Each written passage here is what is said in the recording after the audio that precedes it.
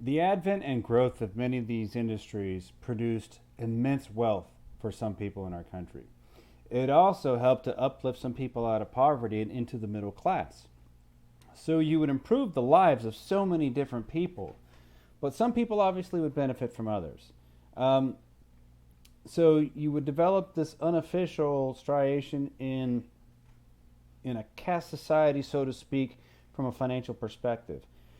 It's no surprise that you're going to produce a mega amount of very wealthy people if they're innovative and experienced and thoughtful about what they do.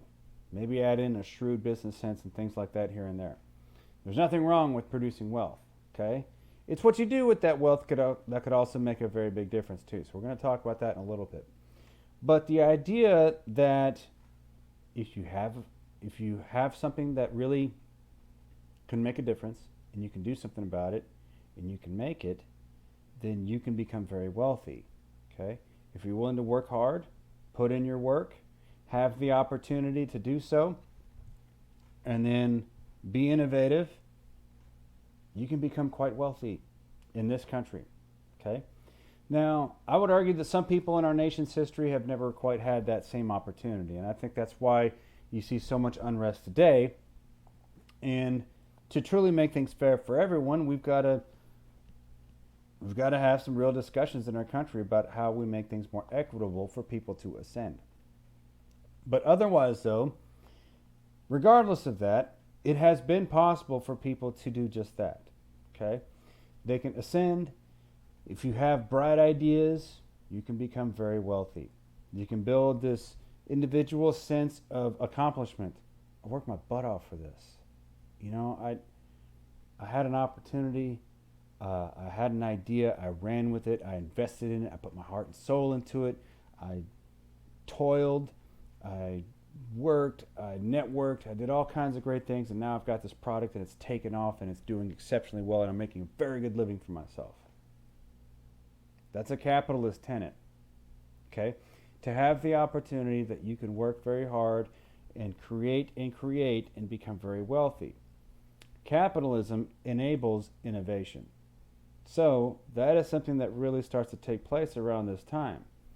Um, what also starts to take place around this time is a theory that would go around called social Darwinism. So Charles Darwin is that famed scientist who in the 1800s visited several different places around the world, most specifically the Galapagos Islands off the coast of South America.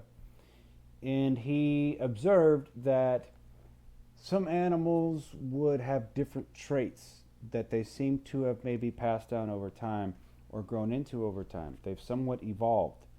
And others were better at surviving than others. Okay? In his theory, Darwinism, you have a survival of the fittest. The animals and other forms of life that are the most fit are the ones who are meant to survive. There's a spin on that in the business world called social Darwinism, in a sense that the strongest businesses are the survivors.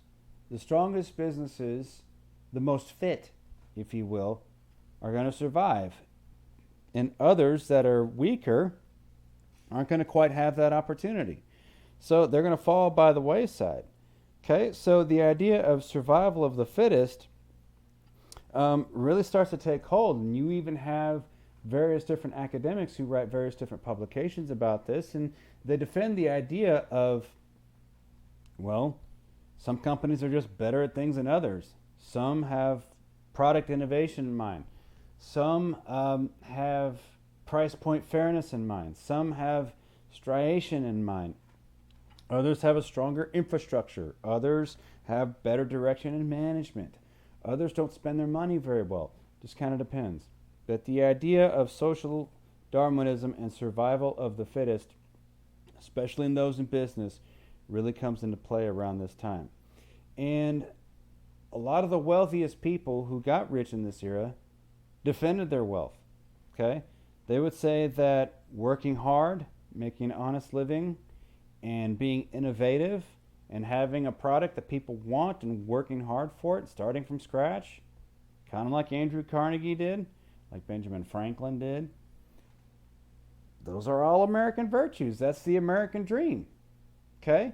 If you can make a difference, if you can innovate and you can be thoughtful, and if you can work your butt off, you can make a very good living for yourself in this country. That was the idea that people were defending at that time. And to this day, people still defend that. I defend that. Okay? If you're willing to put in work, as long as you have the same opportunity, and that's an important difference there, as long as you have the same opportunity and barriers removed, if you are willing to work and innovate, you should have the opportunity to make very nice living for yourself. Okay? But the idea of those becoming very wealthy extends beyond just becoming wealthy. Because it's one thing to make a very good living for yourself and just rack up roomfuls of $100 bills and okay. It's another thing to see what you do with it. Do you spend all your money on yachts and extravagant parties, and do you go crazy with the champagne and live like a Doug Bilzerian lifestyle or anything else like that? Or maybe do you enjoy some of that because you worked for it, but you also share it perhaps? You have a charitable mindset, okay? And I'm not talking about paying more in taxes. I'm talking about philanthropy in your own goodwill to share your wealth for the betterment of society. Because around this time, you have people like Andrew Carnegie and some of the world's richest people believe in the gospel of wealth. And that is using your wealth for philanthropic opportunities, that is, in improving the communities in and around them. So, in New York City, there's Carnegie Hall. Okay, that is a massive art and entertainment center, performance hall, basically. Okay. Over the decades, there have been hundreds and hundreds and hundreds and hundreds and hundreds of performances there over the years. But more importantly, if you look across many different towns across the country, you'll see libraries that are affiliated with Andrew Carnegie.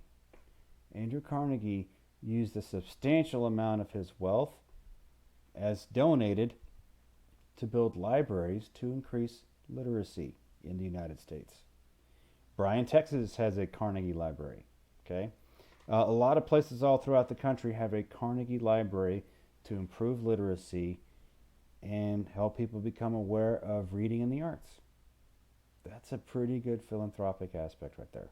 Okay, so you also have the idea of people starting from nothing and building themselves into being very wealthy, a true rags to riches self-made opportunity. You have authors like Horatio Alger who write about that, and in the early 1900s his publications discuss his tribulations in becoming a rags to riches story. Same thing with Louisa May Alcott, an example of a female who does just that and ascends.